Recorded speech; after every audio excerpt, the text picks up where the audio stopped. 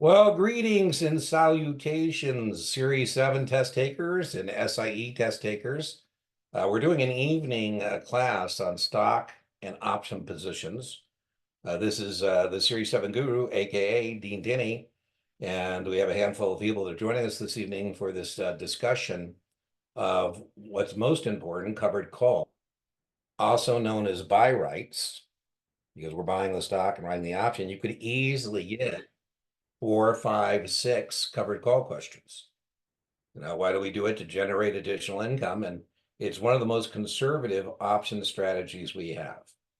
And so 5, 6 questions on that. If you're taking your SIE and joining that, I may be one. On the SIE, there's a protected put that shows up more often than not. After we show you how to generate additional income on stock that a customer owns, then we're going to show you how to buy insurance on a stock position. We're going to talk about a protective or married put. The distinction between protective and married is if we're doing the married put at the same time we buy the stock, it's going to not interrupt our cost basis. I wouldn't get into the weeds on taxes, but we call that effective hedge versus a partial hedge, because with a partial hedge, you're not really doing a covered call for protection, even though we're going to reduce our out-of-pocket cost and get some price decline protection. We're not moving the floor. The floor is still zero. Yeah, whereas with a protected put, we're moving that floor up, and we'll explain that to you. So it's not a test term to say partial hedge or effective hedge. What is a test term is no income is going to be selling the option, protection is going to be buying the option. And then one of my mantras I'm always telling people is we're going to talk about don't be a dumb bear. Be a smart bear. If you're going to go around stealing picnic baskets like Yogi the Bear and Boo Boo, you need to do it in such a way that you don't blow up. And so if you're going to sell stock you don't own, I as a broker might say, listen, I would highly recommend we do some kind of risk mitigation strategy. We had a choice to buy back the borrowed stock at a set price anytime between now and some future date. We would no longer have unlimited risk. That's a pretty neat arrow to have in my quiver about how to change a short stock position from unlimited risk to limited risk. And then you say, well, Dean, why pay for the protection? And I said, well, you want to, what do you mean pay for the protection? He said, well, Dean, I could sell a put, and then when somebody sticks it to me, I use it to cover my short position. I said, well, yeah, but that's if you're right. I mean, to have an effective hedge, it's about what if you're wrong, not if what if you're right and the stock goes down. I'm going to show that to you. Now, the reason here in our opening slide, I have this as 5, 6, and 7, is because I try and impose some order in terms of the menu on Series 7 options you're held accountable for. SIE options, you're held accountable for 7 strategies.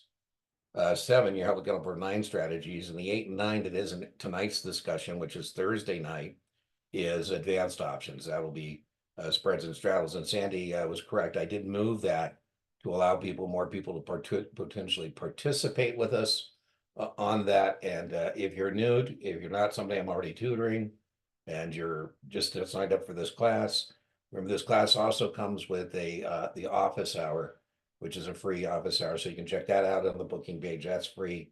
And Tuesday night, we also have not every Tuesday night, but this Tuesday night, we have a live stream, the Q&A with a whiteboard after our traditional live stream. You're welcome to join us for that and book that as well. All right, so let's get started. Woohoo.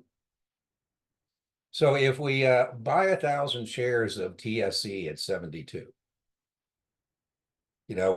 we know that the answer is either going to be sell a call or buy a put in terms of our answer set, because we're interested in being able to offset. If I buy the stock, I want to be able to sell the stock. And so if I'm interested in generating additional income, I'm going to sell that call. And if I'm interested in protecting it, I'm going to buy a put. Who knows? I might even sell the call to pay for the put. So my point here is I'm illustrating that you could eliminate when you see buy 1,000 shares, the stock. The first thing I would do as a test taker say, is this a stock position? Because if this is a long stock position, I can get rid of long call and I can get rid of short put. I have a 50-50, knowing that if I've already bought the stock, the offset is to be able to sell the stock. Now, as I said, if I'm interested in generating additional income, I'm going to sell the call, and I'm going to show that to you. I'm going to show you 3, 4, 5 examples. We're going to be doing some practice questions as well. And we always do that for income. So when you hear the word income as a test taker, that means you're going to short the call. You're selling the option. So if you want to bring in some money, you're going to sell it. If you're looking for protection, if you want to buy insurance, then you're going to buy a put. I'm going to show that to you next. The covered call is way, way more testable than a protective put. But like any insurance policy, right? You don't buy insurance because you plan on wrecking. You buy insurance in case something happens. You pay your insurance company a premium, and for that premium, they've written a contract to you that says if something happens, let us know and we'll make good, right? So you got to be careful here because when you're buying and putting you on the stock, it's insurance. It's not you trying to be a bear. It's you're protecting a stock position. All right, so let's look at our first position here. If we have 100 shares of TSE at 72, we are bullish. And it's very important to know that the stock dominates. You're going to be all messed up if you're letting an option tail wag the stock dog. And so here we're either going to sell a call to generate additional income, or we're going to buy a put for protection. Well, right, we're bullish on the stock. Market concern is if it goes down, we wouldn't want to buy a call. We said that's not going to be it. We're going to sell a call for income, buy a put for protection. We said we have a 50-50, knowing that it's the opposite market direction I'm concerned with. Now, if you've been following me, lots of ways to do options. This would be a representation of what I call the options matrix, right? And so we have an obligation to sell, which is a bearish, and we have a buy a put, which is bearish. So you're going to be interested in, again, that opposite market direction. All right, so we're going to buy 100 shares of Apple here. And so when we buy 100 shares of Apple, let's get here, we're going to pay 172 for the Apple. Right, that's dollars out. Now, some people like to use debit, some people like to use minus signs, whatever floats your boat. As I said, we know we have a 50-50 here because if we've already bought the stock, the offset is to sell the stock. So I'm either going to create an obligation to sell the stock, very testable to generate additional income. That's a suitability question. Your client is interested in generating additional income. What might you recommend? Right here, I'm going to create the obligation to sell, or I'm going to create a choice to sell. And again, test question, suitability. That's to protect against a big price decline. So we know it's going to be one of those two. The stock actually dominates the position. Here, if I don't put any kind of a hedge in here, I have a unlimited gain and I have limited loss.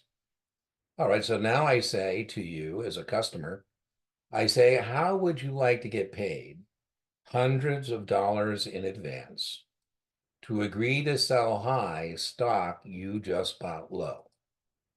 If you will agree to sell the Apple you just bought at 172, at 180, somebody will give you $900. Now, again, it's a buffet. Take what you like, leave what you don't. But what I suggest you do is every time you get an option contract, that you say, okay, what am I looking at? I'm looking at an obligation to sell the stock at the strike price. And please note, I actually have the stock. And what's different to be agreeing to sell stock you own versus agreeing to sell stock you don't own. So if you can get good at contract specifications, in other words, you're not fumbling around that that's an obligation to sell Apple at 180, and you can get good at tracking money, you're in pretty good shape. So we're going to be looking at max break even, max gain, max loss. All right, so if you're firing up your T, the 172 is dollars out. Chat is open. Is the 9 points, is that 9 points money out or money in? Chat is open, or you can do it. I think we got to have people. We can probably let people talk if they want. Yeah, that's money in. So I did lower my out-of-pocket cost. I lowered my out-of-pocket cost from 172 to 163. Now you can either memorize break evens. And for covered call, it's going to be the stock cost minus the premium. This is the one time and the one time only that it's not call up. And the reason it's not call up is because this is not an option position. This is a stock position. So the minute you see that this customer has 100 shares of Apple, you should say, oh, this customer is bullish. You know, where a lot of people make their mistake on these stock plus options is they go, oh, Dean, I thought I knew it, man. I know what it is. It's 189. It has unlimited loss. It has limited gain. No. If that was a naked, uncovered call, that would be true. But this is a covered call because we actually have the stock. So if you get good at the T, you can now chop your answer set and say, okay, I need an answer that if I plug it in would make the columns balance. So maybe they offer me 163. I go, oh yeah, that works. That makes the columns balance. Break even is the same dollars out as dollars in. So please note, this is pretty cool. We don't lose money now in Apple until it goes below 163. You know, if we don't have this call, we did get a partial hedge. We did get some price decline protection. By the way, some people like to use pluses and minuses. Whatever you want to do. You could think another way to think about it is I'm out of pocket 172 for the Apple. And I brought in 9 points.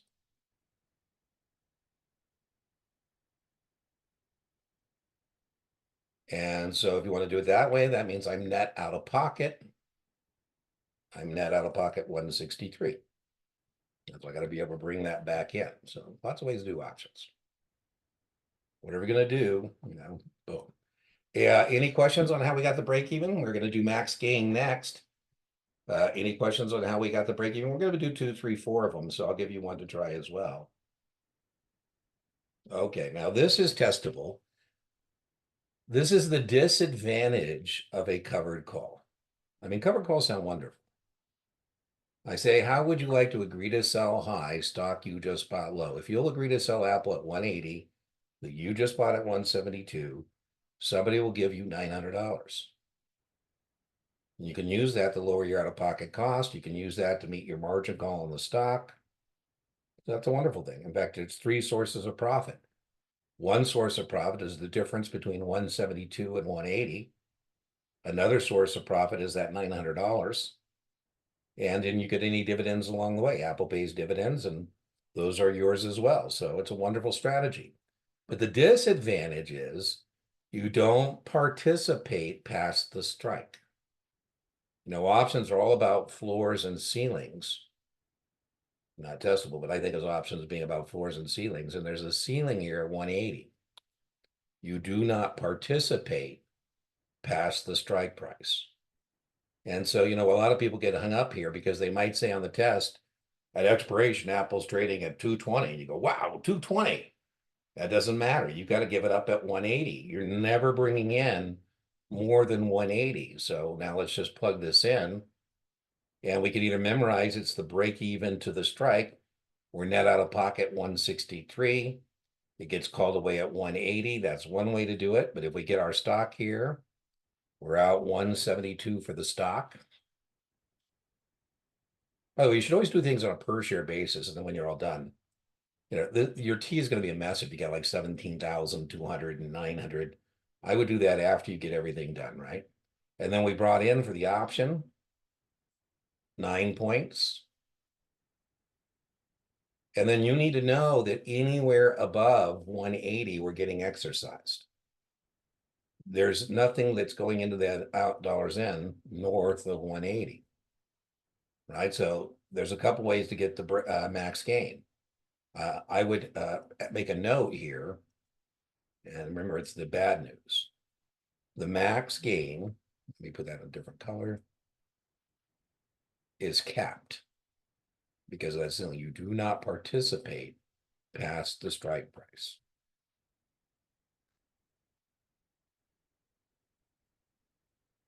I was just reading, Mr. Buffett owns a bunch of Apple stock. It's become 40% of the portfolio of Berkshire Hathaway because it keeps doubling and tripling and quadrupling. Thank God he didn't write covered calls because the Apple would have been called away from him, right? So the downside of a covered call is you don't participate past the strike price.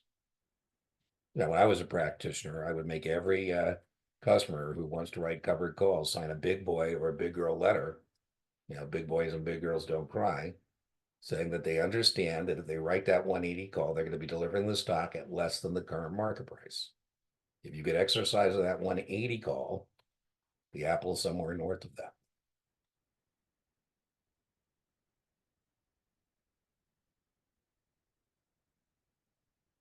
And as I said, we don't really do this for the partial hedge to lower our out-of-pocket cost from 172 to 163.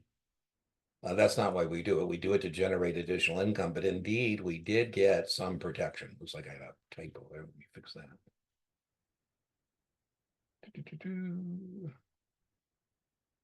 But we did get some price decline protection. We don't do it for price decline protection. We do it. Oh, no, that wasn't a typo. That's 17 points, right? 8 and 9, 17. That's our max gain, 17 points. All right. So what is our max loss? As I said, we don't really do this for the max loss. We're doing this to generate additional income. But if Apple goes to zero, you're going to lose $172 on the stock, and you get to keep the 9 points on the option. So you're still going to be mad. I say, listen, you didn't fall down 172 flights of stairs. You fell down 163 flights of stairs. It's still painful. So the maximum loss here is the break even to zero. I would not worry as a test taker about maximum loss on a covered call. What I would be able to do as a test taker is the break even and the max gain, because that's the testable thing they want you to understand. What is the break even? And this idea that you don't participate past the strike. They say at expiration, Apple's at. And by the way, on the test, I'm under no obligation to tell you whether the contract got exercised or not, because you should know that if it's a 180 call and Apple's greater than 180, if it has intrinsic value, it's going to be exercised. All right, here's one for you to try. Here's one for you to try. These are called a covered call or buy right. That's a test question. You got to be able to identify it. I want to know break even. I want to know max gain, max loss. Now, in the real world, I wouldn't actually make 3 separate T's to do this. You know, on the test, I'd make 1 T, and then depending on what they're asking me, would depend on how I attack. Now, as I said, the most common mistake here, you know, you got to really know there's 2 people who are playing the options game. Either people understand the speculative positions and not the hedges, or they understand the hedges and not the speculative. And, you know, be all, well, I know the break evens, call up, it's 52. It's unlimited loss potential. It's $700 gain. What I suggest you do first is when you say you see the stock, you say, okay, well, I know when somebody has the stock, that's what dominates. And so this is a bullish position. It is a bullish position. Stock dominates. So it doesn't matter what option comes next. This is a bullish position. And then I recommend that what you do is underneath the option leg, right? What are you looking at? And what we're looking at here is an obligation to sell Apple, or excuse me, ABC, to sell the stock at the strike price.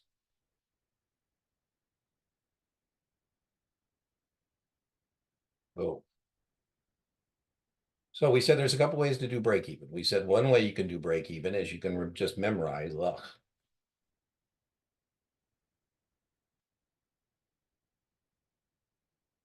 is memorize all the stuff. I would warn you, if you go down the break even, you know, the memory route, the amount of things you're going to have to memorize is going to, you know, continue to mount. Whereas if you actually understand things, life is a little easier. All right, so I wanted you to try this. So chat is open.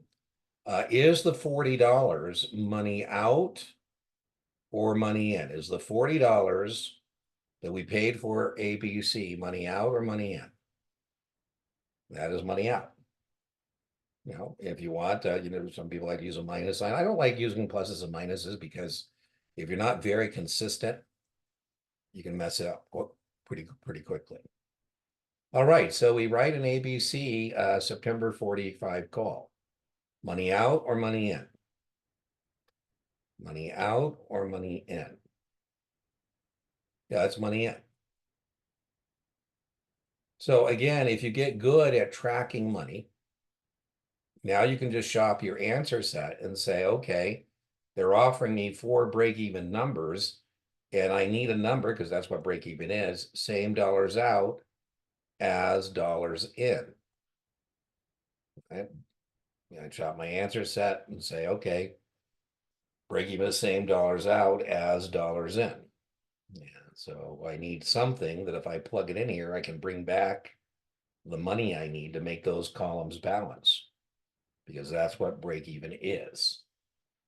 Nobody does things to break even. We do it to make money, right? All right, so our stock cost, you want to memorize, we say our stock cost was 40. We'll put that in red. And we brought in for the premium. We'll put that in green. 7 points. And so we are net out of pocket 33.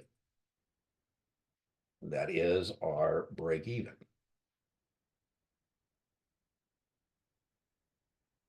And that's pretty cool. We lowered our out-of-pocket costs from 40 to 33. We lowered our out-of-pocket costs from 40 to 33.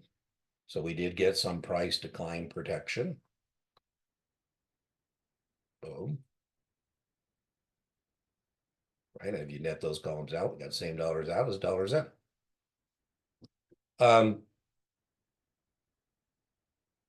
Nobody does things to do break even. What is the disadvantage? What is the disadvantage of this covered call? The max gain is testable because that is the disadvantage. Because if we didn't have this call contract,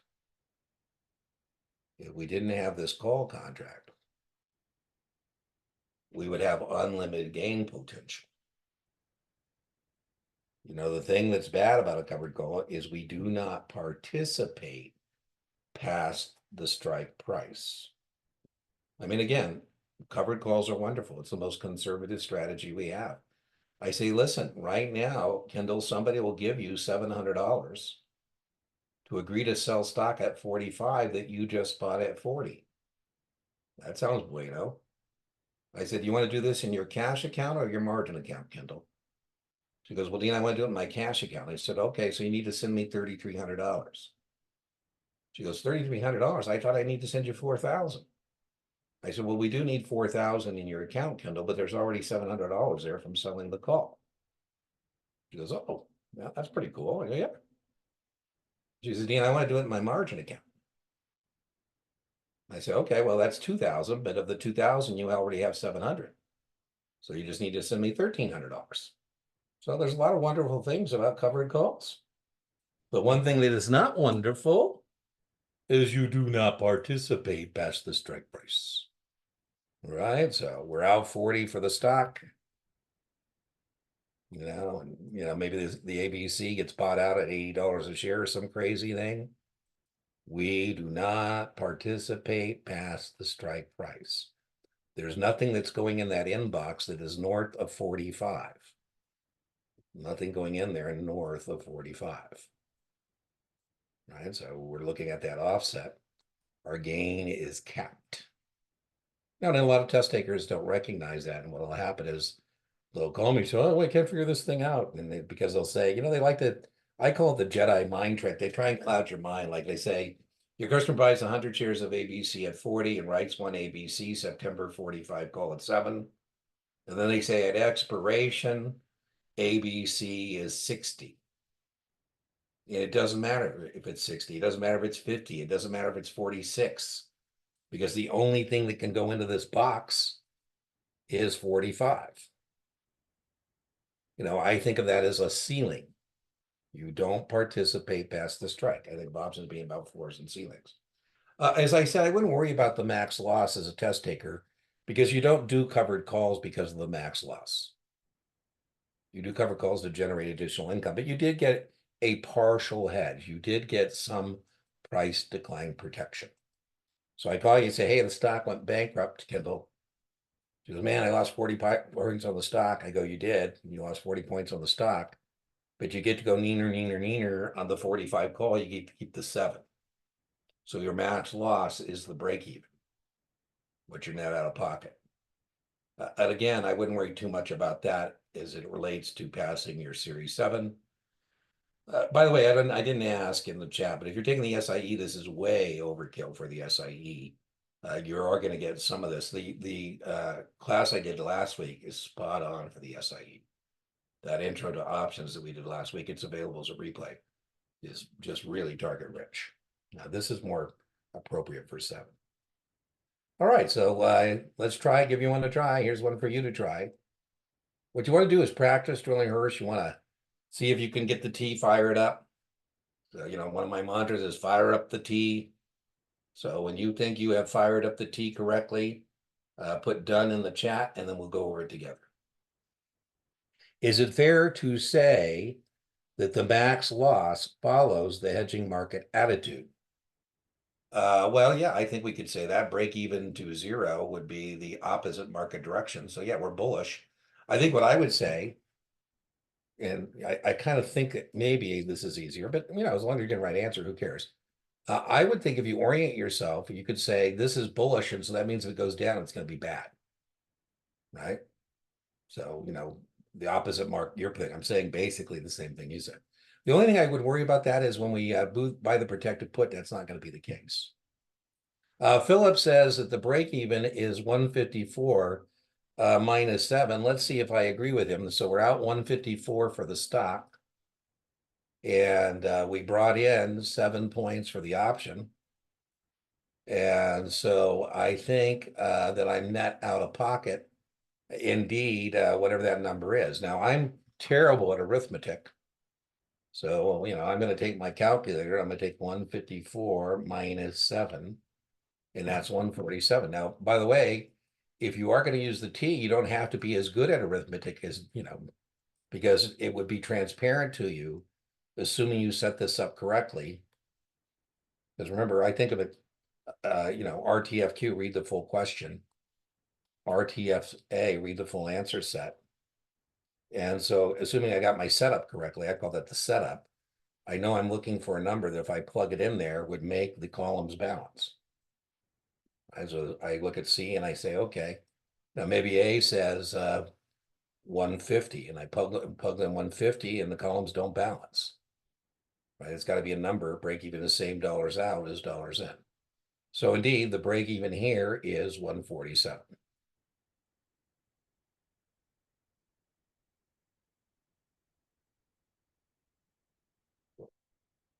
As we said, we could use stock cost,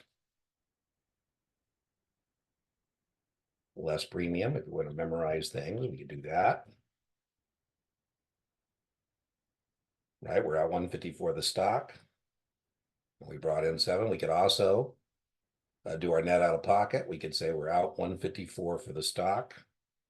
We brought in 7 points for the option. And that too equals net out of pocket 147. So a lot of ways to go. I highly recommend that what you do is underneath that, put this as an obligation to sell the stock at the strike price. Okay, so once again, how does this customer beyond happy? I mean, this customer is happy to generate the additional income, right? I mean, they're happy to get $700 to agree to sell that stock at 160. They bought at 154. But, we always got to play it forward and, with our customers, at what point are they going to be upset? And so when is this customer going to be upset? When is this customer going to be upset and wish that they hadn't have done this? We don't have a crystal ball, but when are they going to wish they had not have done this? If the stock is above 160. The disadvantage of a covered call is you do not participate past the strike price. You do not participate past the strike price. There's nothing going in that box north of 160. I don't know if it's helpful. I think of options as being about floors and ceilings. And there's a ceiling here at 160. You do not participate past the strike price. When should you understand that? When should Kindle understand that? Before or after the stock gets called away from her at 160?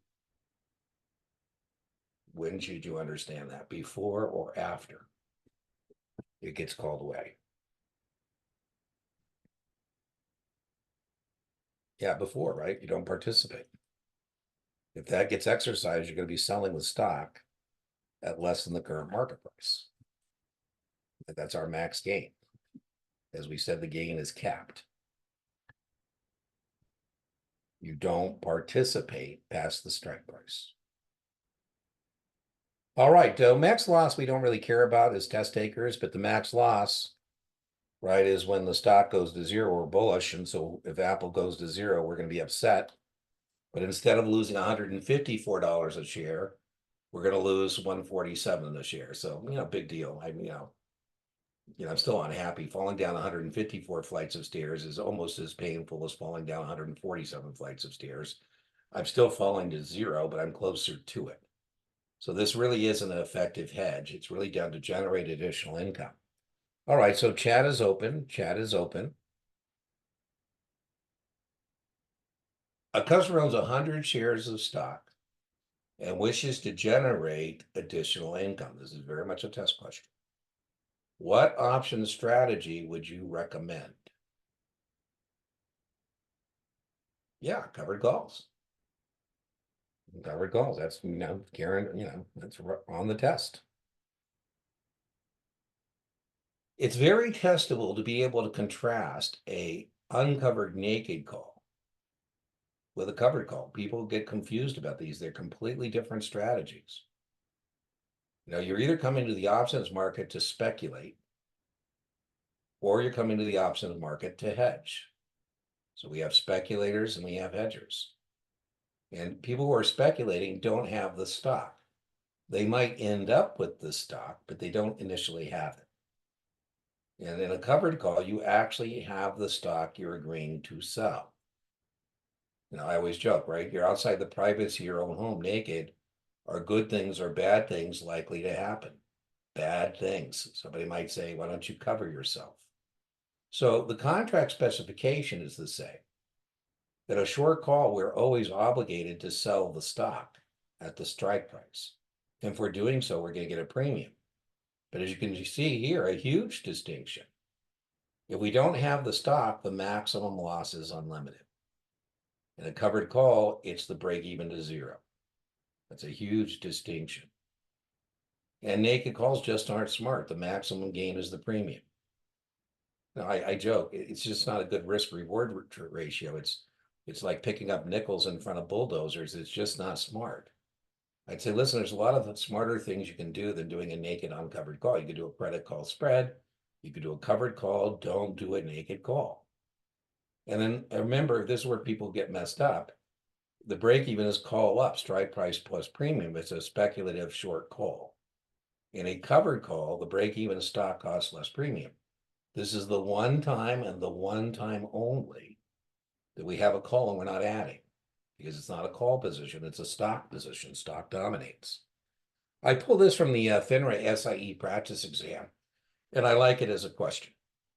Which of the following outcomes are possible for the writer of a covered call? You should definitely know that the loss is not unlimited in a covered call. Right? That's the huge distinction between a naked and a covered call. So we should have been able to eliminate B and D here. We should have been able to eliminate B and D. Kaylee says the answer is A. Well, Kaylee, let's just see if you're correct. And let's just go back to our T here. And Kaylee said that the answer is A, the gain is limited. Yes, she's correct because we don't participate past 160. Kaylee's correct. And the profit, the loss is limited to 147. So good job, Kaylee. Excellent. Excellent, excellent, excellent. Everybody agree it's A? C, no, profit's not unlimited, right? Because you got to give up the stock at that strike price. All right, so we said there's two things we can do. We said when we're long the stock, we're interested in being able to sell the stock. We said the stock dominates. We said we're worried about the opposite market direction. It's not about what if we're right, it's about what if we're wrong. So the opposite market concern is not that the market goes up because life is wonderful. My concern is the market goes down. We said we should be able to get this to a 50-50 in the answer set. Two types of contracts, calls and puts. You can either buy them or sell them. And you should know it can't be a long call and it can't be a short put because that's buying the stock. We have already done that. And we said the key phraseology for us as a test taker is this sell a call is going to be done for income, and buying the put is going to be done for protection. And that's what I'm showing you next.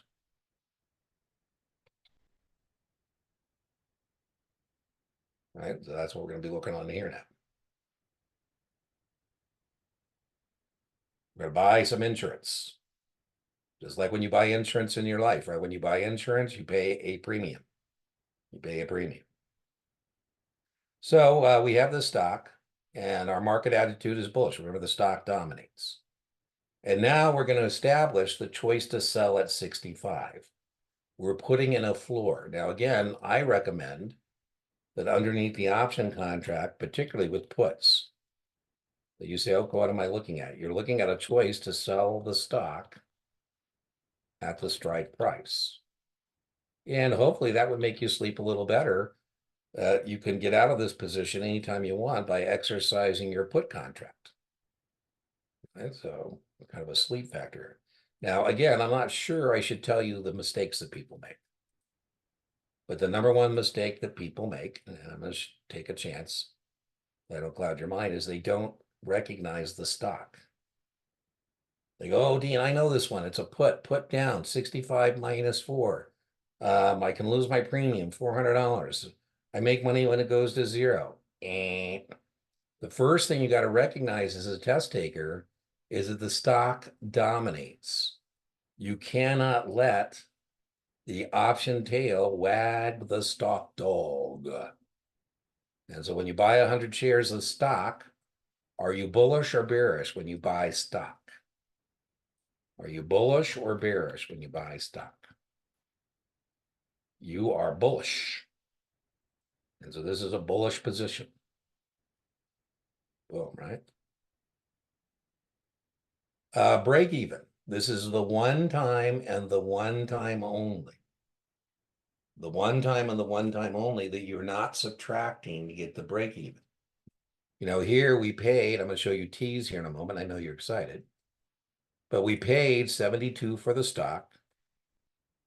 And we paid 4 points for the protection. We paid 72 for the stock and 4 points for the protection. So we're out of pocket a total of 76.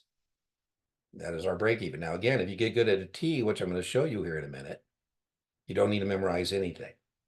But the break even here is going to be the stock cost, what we paid for our stock, and what we paid for the protection. 76 is what we're out of pocket here. Now, the neat thing is we don't have to sell the stock if we don't want to. We didn't put in a ceiling here.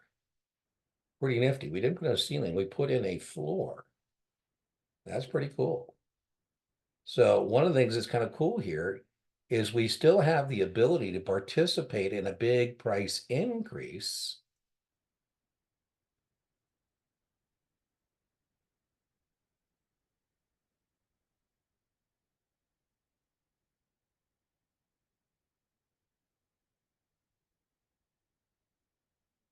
but not a big price decline. That's pretty cool. So our maximum gain is still unlimited. That's pretty bueno. We're not buying the put because, the stock is going to go up and we're going to make a lot of money. We're buying it for protection. It's insurance, right? I get aggravated with clients sometimes. They say, well, gee, we didn't need the protection. I said, well, the protection is about what if we're, wrong. I had a doctor client. I know you're going to say, Dean, let it go, but I'm petty. I can't let it go. And we got very lucky. The stock went from 90 to 180. I mean, the stock is roaring. And I called the doctor and I said, hey, doctor, right now we can buy a 175 put. Cheap. The insurance doesn't cost much because the stock is roaring. We can get a 175 put for 4. 90 for the stock, 4 points for the protection. We're out 94, doctor, and anytime we want, we can exercise our put and sell the stock at 175. We would have a guaranteed profit. He said, well, Dean, I thought you're not allowed to use the word guaranteed. I said, well, I'm not. So what I can, I love saying it. I'm not guaranteeing you anything. It's the hedge. This is a full hedge. We're putting in a floor there at 175. And then he said, well, Dean, do you get a commission if I buy that put? I wasn't even thinking about my commission. I said, yes, I do, doctor. I said, but to be honest with you, if I was after commission, I wouldn't be recommending the protection of the put. I'd be recommending a sell stop at 179.99 with the stock at 180. I make a lot more bumping you out of the stock than I'm getting you to do with the protection. Then he said, Dean, if the stock is 175 or higher, the put will expire. I said, yes. And he said, then we will have wasted our money for the, the protection. I go, well, yeah, the doctor, I mean, it's kind of like buying your insurance. I mean, if you don't file a claim, do you feel like, you wasted your money on the insurance? I mean, I don't. I feel like, okay, I didn't need it, but it was there. This is why you do it. You do it because you don't participate in a big price decline. Anytime we want, we pay our out of pocket 76 for the stock. And anytime we want, we can stick it to somebody. Yeah, we can offset or sell at the strike price of 65. Pretty cool, right? The most we can lose is from the break even to the strike price. XP just means strike price. Right? That's pretty cool, right? So our insurance kicks in at 65. So our maximum loss in this position is going to be 11 points or $1,100.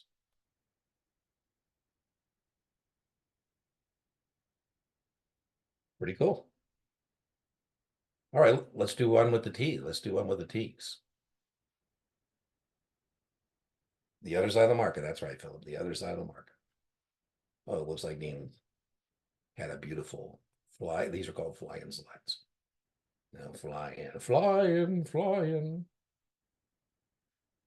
All right, so here we go. Protected put. So is this a bullish or bearish position? If you buy 100 shares of ABC at 40, are you a bull or a bear? If you buy 100 shares of ABC at 40, you're bullish. The stock dominates. So again, part of my job, unfortunately, is to be a nag. And as I told you, what people get hung up on is they don't make the distinction between the hedge and just a basic speculative long put. They say, oh, Dean, how come it's not 32? How come my max loss isn't 300? How come my max gain isn't breaking even to 0? I say because it is not an option position. It is a stock position. And whenever you have stock and options, stock dominates. It doesn't matter what option comes next. This is and always will be a bullish position because that's what's dominating this position. You should know the minute you see 100 shares, it's going to be either be a short call or a long put because, that's the point, right? You're trying to be able to do the offset. And then again, you don't have to follow Dean's lead. You can do whatever you want. But here, I like to say, what am I looking at, particularly in puts? I'm looking at a choice to sell the stock at the strike price.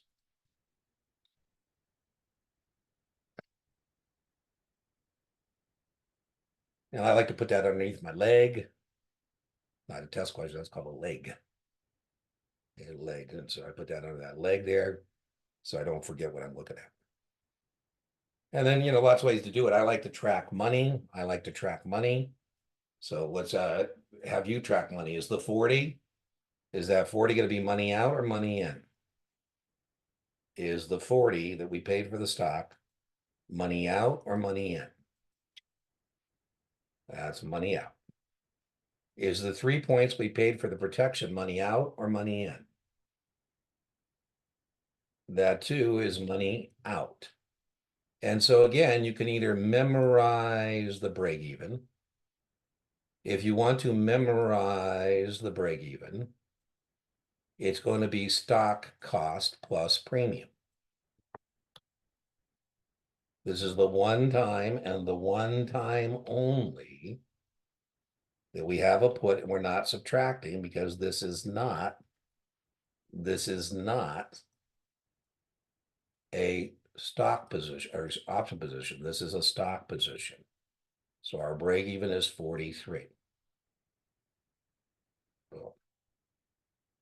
And again, if you get good at this stuff, then you could just shop your answer set and say, no, I'm looking for something that will make the column balance, because that's what break even is. Break even is same dollars out as dollars in. So any question about how we got the break even? Well, again, one of the great things here is your max gain is still unlimited. You did not put in a ceiling. You still have the ability to participate in a big price increase. You still have unlimited gain potential. No, but here's my doctor client, right? I told you 30 years later, I'm still mad at it, right? I mean, there's our money out. And we're not going to stick it to anybody if the stock's not less than 35. If the stock is 35 or higher, we're just going to let our put expire. And we still got the stock, so our max gain is unlimited. Here's why we do it. We're putting in a floor. I don't know if it's helpful. I think of options as being all about floors and ceilings. With that call, we put in a ceiling, but here we're putting in a floor. Construction. And so the worst case is we pay 40 for the stock, right? We pay 40 for the stock. We pay 3 points for the protection. So we're out 43. That was our break even.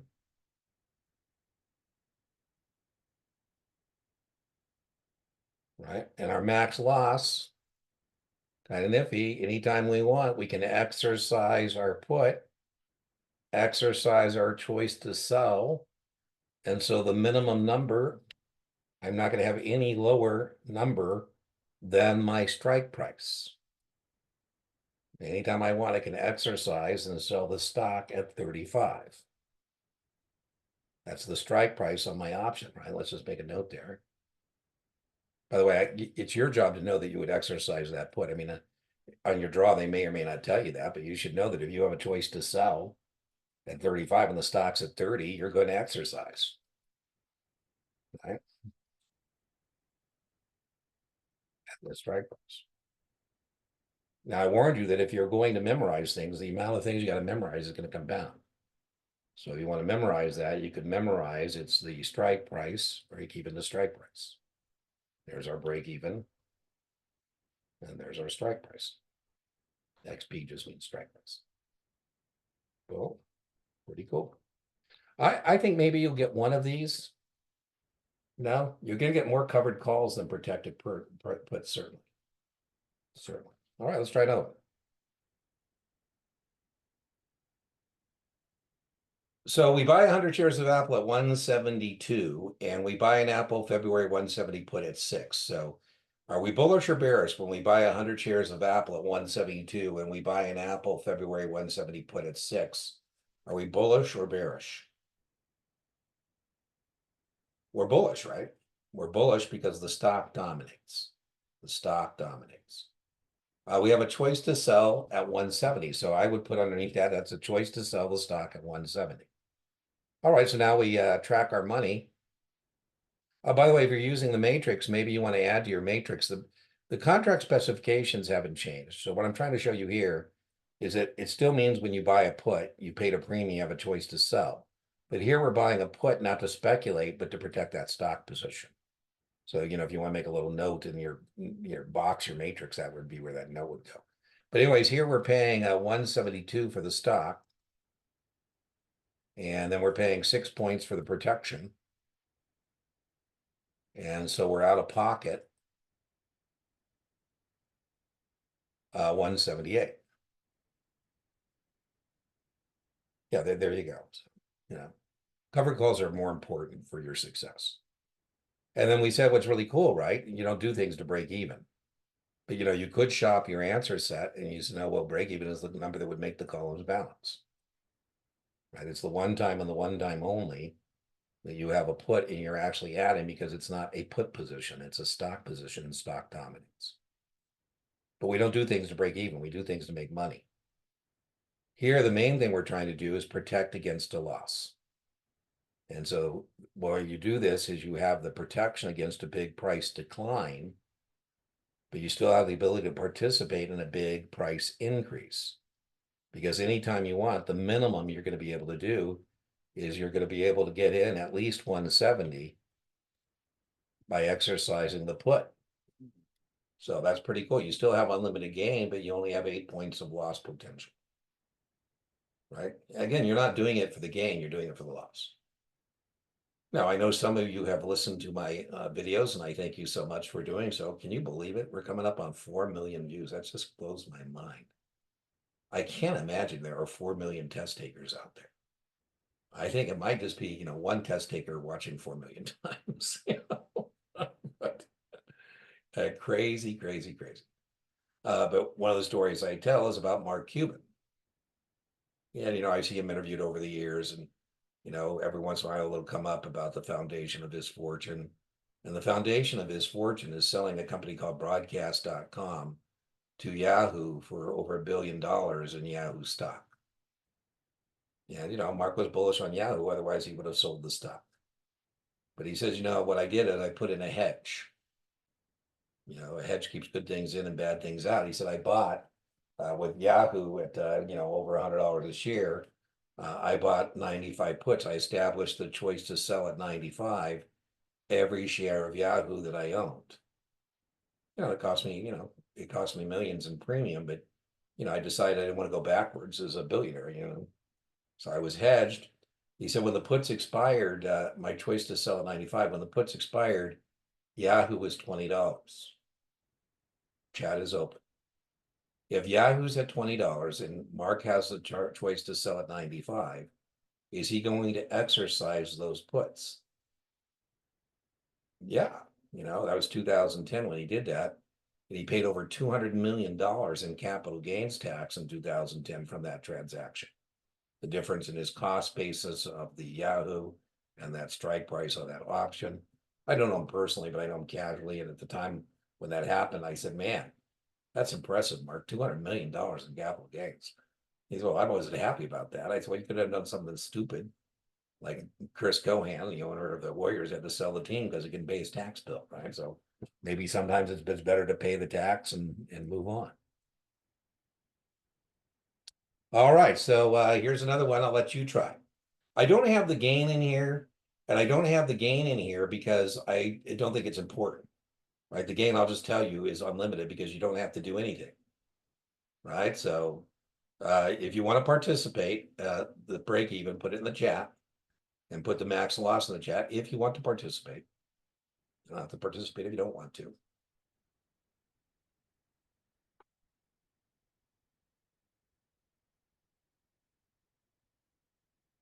Yeah, gee, nobody wants to participate. The break even, somebody says, is 259. That is incorrect. The break even is not 259. The break even, remember, is what we paid for the stock. So let's just get our T fired up. We paid 262 for the Facebook, and we paid 3 points for the protection. And so the break even is 265. This is the one time and the one time only that we have a put, and we're actually adding to get the break even. Break even is the stock cost plus the premium. Stock cost plus the premium. What happened to my pen? Stock price plus the premium equals our break even. So our break even here is 265. Is the one time and the one time only that we don't put down.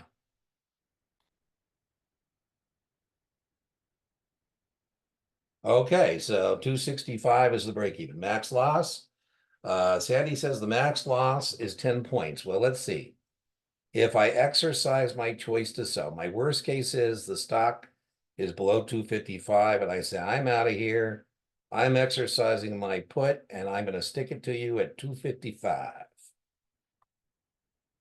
And Sandy is correct.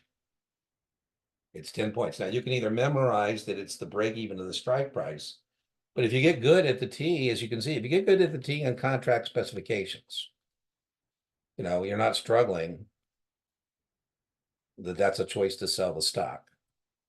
And you can track money, you're going to be in pretty good shape. At some point, you got to say, give me a bunch of option questions. And why do you do it? Suitability.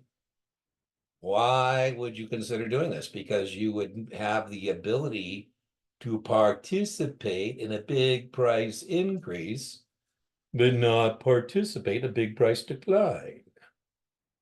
All right, let's give you one to try. Here's a practice question.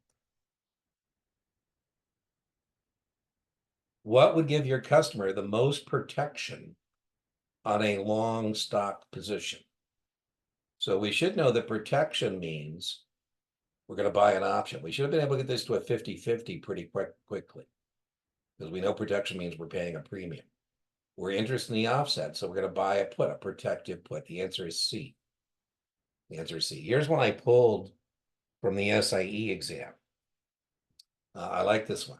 I pulled this from the FINRA SIE practice exam. Chat is open.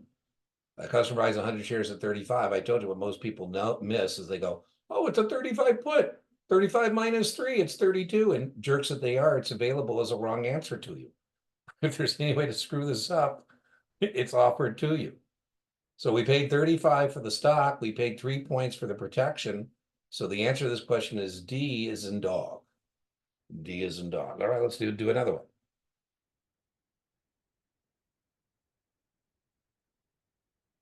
Your customer owns 100 shares of stock and wants to participate in a big price increase, but not participate in a big price decline. You may recommend, well, you guys are quick. Oh, okay. Well, at this point, I need to interrupt the broadcast to thank allowing me to reschedule the tutoring from 6 o'clock to a credit. So thank you very much, Angie. Angie is otherwise we would have to be jumping off this class right now and go and taking care of her. This one's pretty exotic. This one is pretty exotic, and I wanted to show you an example here of what's called a cashless caller. And again, it's all about the T. It's all about the T. So let's get our T fired up. And let me get this here, boom. And we'll get our T fired up, boom. And again, this illustrates that the T is a great way to go. Okay, so we buy the stock at 141, dollars out or dollars in? Dollars out, right? And then we sell a call at 3. Dollars out or dollars in? A 145 call at 3. Dollars in. And then we buy a 135 put at 3. Dollars out or dollars in. And so the reason this is called a caller is because we have a ceiling here at 145. We don't participate past 145. and we have a floor at 135. We don't participate below 135. And we said here that we wouldn't own the stock unless we were bullish. And what we have to recognize is there's no circumstance in which we're ever going to be able to sell this for more than 145. Right? So we're going to have to deliver the stock at the strike price. And so if we net that out, we got 144, 148, right? And so our maximum gain is $400. I wouldn't worry too much about the $400 here. What I would want you to recognize is this is a way to not have to pay the premium for the insurance. What I'm actually doing is selling the call to generate the income to pay for the protection. And so this is called a cashless caller. By the way, the break-even would be 141 because that's what makes the columns bounce. Okay, so the last thing I want to show you in this evening's class is how to effectively hedge a short stock position. This one, I'm going to show you the T's, but it's not so much can you do the T's. Is do you recognize that this no longer exposes you to unlimited risk? Right now, as we said, where most people blow it is they miss the stock position. And they go, oh, yeah, it's a call, 101, max gain unlimited, max loss of premium. And we said the stock dominates. And so the minute we see sell short the stock, we know that we are bullish or bearish if we're selling short the stock. Are we bullish or bearish? Yeah, we're bearish. And no option position will change that. No option position will change that. We should also know that if we sold short the stock, we're interested in the offset, which is buying the stock. And as I said, what I like to do is say, okay, this is a choice to buy the stock at the strike price. I always like to get that fired up. You know, what is the contract specification? XP means strike price. And I don't know if it's helpful. I like to think of options as being about floors and ceilings. And good news, I'm putting in a ceiling here at 95.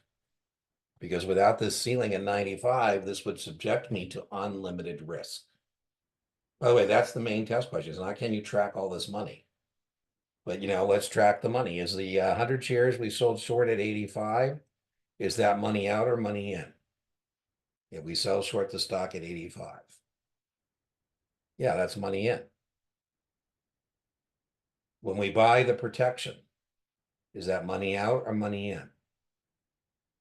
When we buy the protection, that's money out. So we're net out of pocket or net in 79, right? Remember, the break even is the number that will make the columns balance. And so I can simply shop the answer set and look for a number that would make it balance, which in this case is going to be 79. Now, I don't think you're going to have to do that, right? But I mean, you know, by the way, whenever you have a buy and a sell, you net to get break even. Whenever you have a buy and a sell, you net, right? Buy the stock, sell the call, net. Sell the stock, buy the call, net. If you have buy, you add.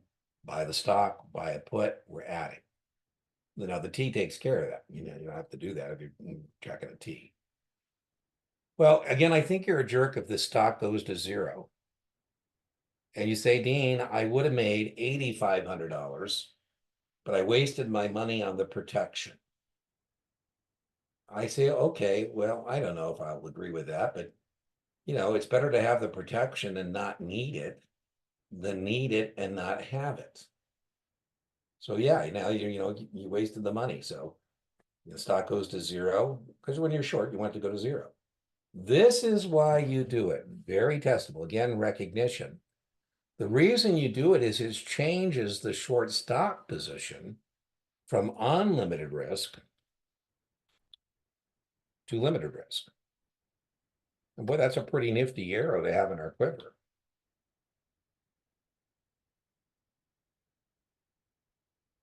So maybe I'm your branch manager, and I'm looking at the order ticket, and you're short 100 shares at NDS at 85. And I say, hey, have you thought about some risk mitigation on that thing?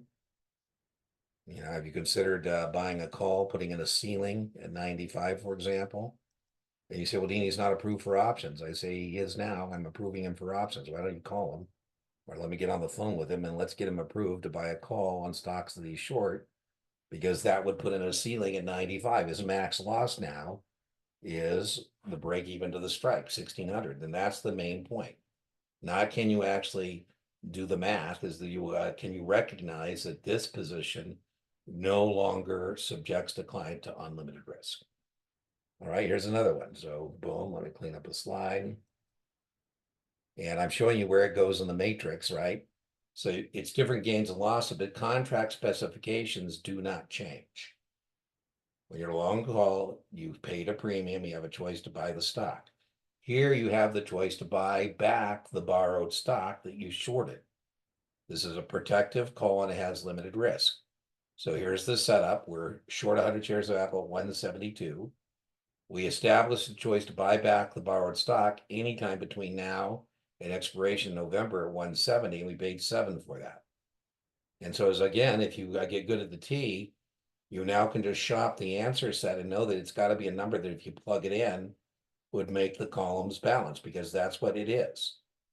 It's the same dollars out as dollars in. Again, I don't think you're going to have to track the money. I'm still showing it to you because you paid 30, 35 bucks. So you get the full show.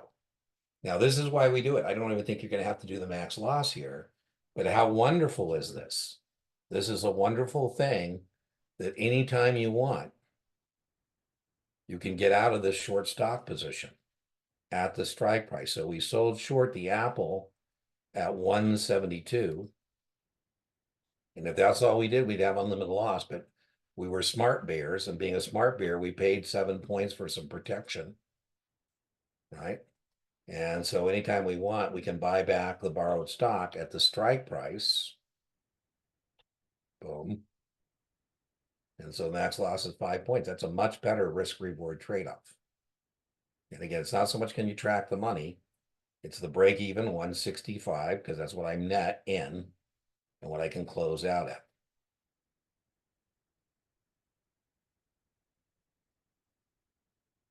All right, here's one for you to try. So you're short 100 shares of Apple, 154. Is that dollars out or dollars in? That's dollars in. You buy an Apple, September 155 call.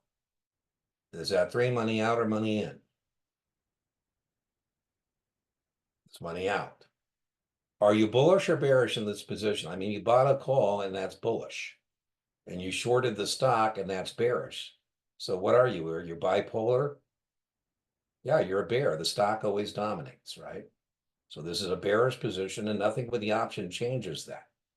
But a hedge is about what if you're wrong. So, you're not doing this for the max gain. You're doing this to protect against the max loss. So here we brought in 154 for the Apple. We paid out 3 points for the protection. And so the break even is going to be 151. Right. Again, if you can either memorize that. I think it's a waste of your time to memorize it, or you can get good at the T. It's the number that makes it bounce. Your max gain is when the stock goes to 0,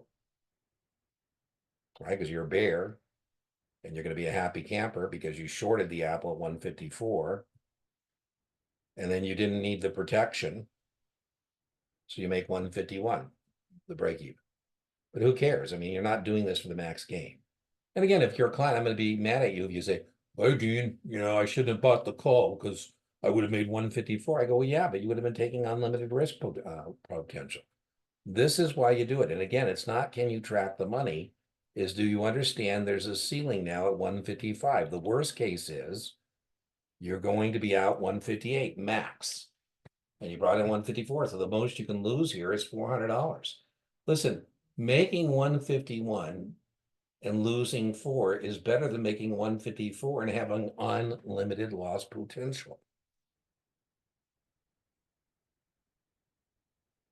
All right, here's one for you to try. I didn't put the max gain in here because that's not why we do this. We're not doing this for the max gain. We're doing this to change the maximum loss from unlimited risk to limited risk. So we short the Facebook at 262. Money out or money in? Money out or money in, and we short the stock. We buy the protection for 3. We establish the choice to buy back the borrowed stock anytime between now and March at 265, money out. By the way, I'm hoping that it sounds less and less of a foreign language rather than more and more. At some point, you go, oh, I think what happens with options, lights go on and they go out again.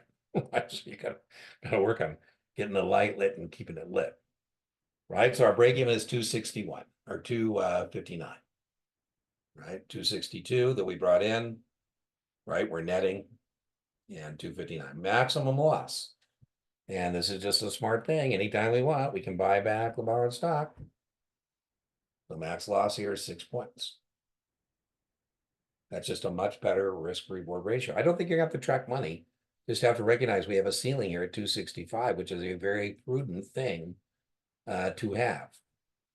All right, so here we go. Now I showed you the market directions. Philip was asking me, I think, about is it the market opposite market direction? And it is, right? If we're short the stock, we want it to go down and, we want to do something. Now, this is, again, recognition. This is just stupid.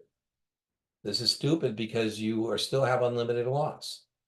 You say, hey, Dean, why pay for the protection?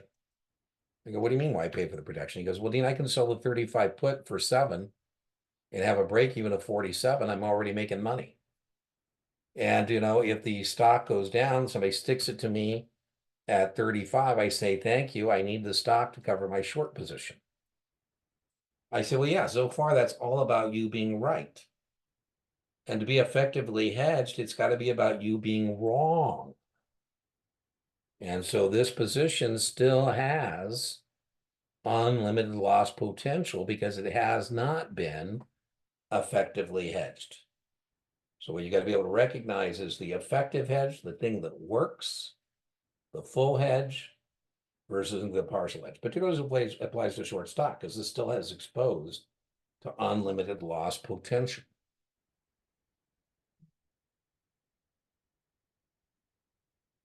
Here's another example, right? This is not effectively hedged. We have a break even of 161. If we're right, the stock goes down to 140 and we make 21 points. It still has unlimited loss potential. All right, so here is our practice question. What would give your customer the most protection on a short stock position? What gives the client the most protection on a short stock position? Yeah, that's just a bright thing to do, right? You no longer, if you do A, the answer is A, and you no longer have unlimited loss potential. I love this one. You can tell why I love it because I wrote it. I think this is a great question. All the following positions expose a customer to unlimited risk except, so we have 3 dumb bears, 3 dumb bears, and 1 smart bear. As I say, don't be a dumb bear. Yeah, A is the effective hedge. You have the ability, you have a ceiling, you have an ability to get back out of that position. Here with a short put, you didn't put in a ceiling, you put in a floor, right? That's why that's so stupid, right? Because here, you're not putting in a ceiling, you're putting in a floor at 140. You don't need a floor to hedge the thing, you need a ceiling, you need a ceiling. All right, here's another one. An investor is short the stock at 70. The stock is 40, so we're happy. The investor anticipates the price will continue to decline. So I think I'm still going to be making more money. So right now I'm a happy bear. The stock's going down. Right now I could buy back the stock at 40, give it back to the person I borrowed it from, and I'm a winner. And I want to let it ride. Now, when you hear the word hedge, hedge means protection. A hedge keeps good things in and bad things out. So what is the hedge on a short stock position? Yeah, it's to buy a call, right? If you buy that call, you are protecting the position moving against you. So C is the correct answer, buy a call. Boom. You're short 100 shares of Apple at 172 per share. Which of the following changes the short stock position from unlimited risk to limited risk? This is another great question from yours truly.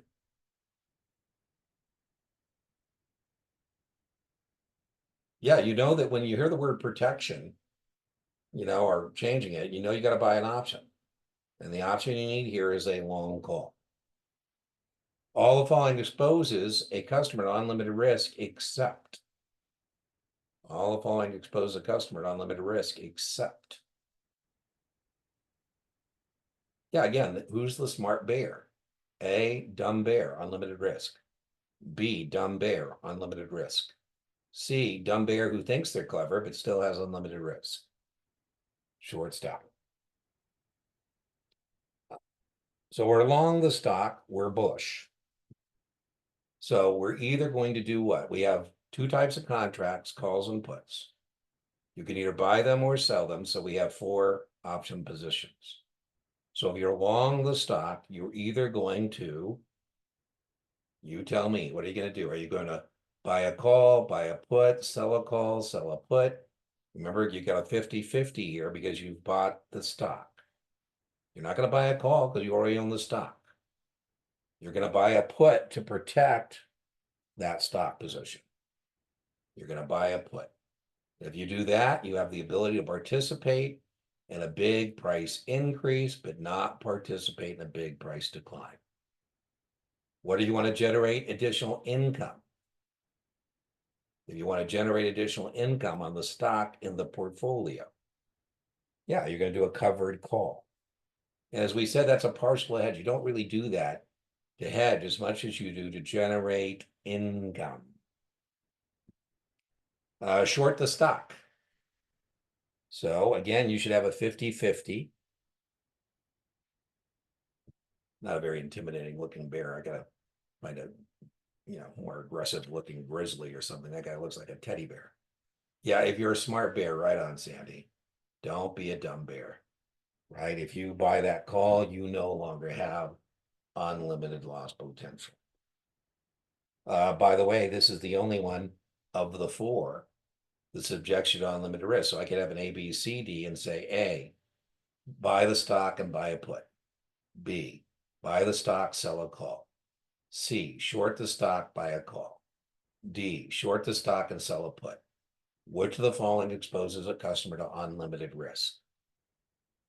Right? It would be the guy who doesn't effectively hedge it. It's the bear that has a short put instead of a long call. Okay, well, Angie, thank you so much for yielding back your tutoring session to finish up this evening class. Next Thursday, we'll be doing straddles and spreads. And that's Thursday, and that's $60. And if you can make it, and I think you told me, I think Sandy said she's testing before then. So I will, if I forget, I'm not going to try to forget, but if I do, just send me Sandy and I'll give you that refund for it. If you want to join us, I'm nervous about you joining us. It's kind of like with Angie. I don't want you to wear yourself out. And if you think of joining us the night before, we're going to wear you out and you're going to go backwards, then you should just skip it. Right? Yeah, I was like, I don't know if I overtax my brain if I do that. So All right, so I'll send you refunds as soon as we're okay, that's fine. Thank you. anything else for tonight? Any other questions?